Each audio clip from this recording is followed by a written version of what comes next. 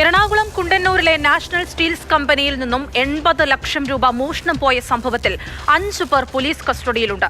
സജി, വിഷ്ണു എന്നിവർക്ക് പുറമെ കൃത്യത്തിന് നേരിട്ട് സഹായിച്ച 3 പേരെ കൂടിയാണ് കസ്റ്റഡിയിലെടുത്തിരിക്കുന്നത്. കവർച്ചാ സംഘം സഞ്ചരിച്ച കാറുകളും കണ്ടെത്തിയിട്ടുണ്ട്. അതിനിടെയാണ് കമ്പനി ഉടമയും പ്രതികളും ഒരുമിച്ച് ഒരു റെസ്റ്റോറന്റിലെത്തിയ CCTV ദൃശ്യങ്ങൾ പുറത്തുവന്നത്.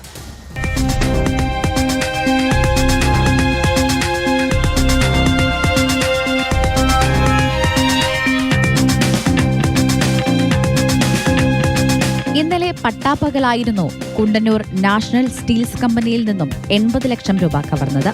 കാറിൽ മുഖംമൂടി ധരിച്ചെത്തിയ സംഘം തോക്കു ചൂണ്ടി, വടിവാൾ കാണിച്ചും പെപ്പർ സ്പ്രേ അടിച്ചുമാണ് പണം കവർന്നത്. സംഭവത്തിൽ 2 പേർ ഇതുവരെ അറസ്റ്റിലായിട്ടുണ്ട്. വടകര സ്വദേശിയായ സജിയും ഇയാളുടെ സുഹൃത്ത് വിഷ്ണുവുമാണ് അറസ്റ്റിലായത്. ഇവരെ സഹായിച്ച മറ്റു 3 പേരെ കൂടി പോലീസ് കസ്റ്റഡിയിലെടുത്തിട്ടുണ്ട്. കവർച്ചാ സംഘം ഉപയോഗിച്ച 2 കാറുകളും മറ്റ് ജില്ലകളിൽ നിന്നും പിടിച്ചെടുത്തു.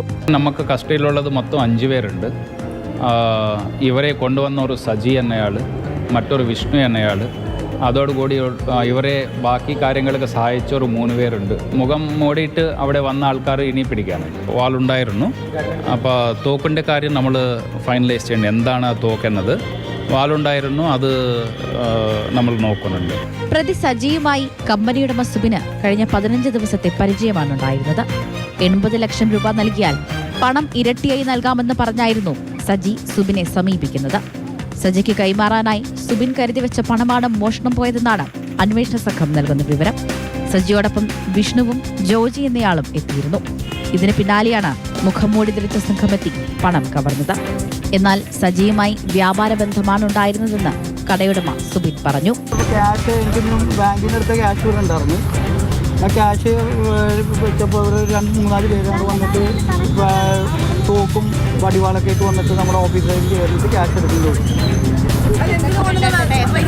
അതെനിക്ക് റോ മെറ്റീരിയൽ മേടിക്കാനുള്ള ക്യാഷാണ്. സജിയുടെ കെയർ ഓഫിലാണ് അവർ വന്നത്.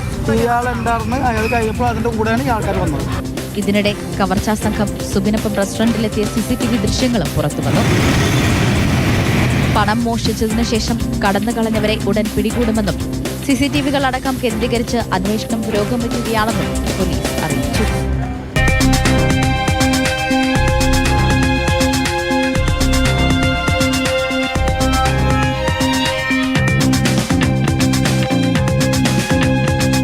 മാതൃഭൂമി ന്യൂസ്, കൊച്ചി.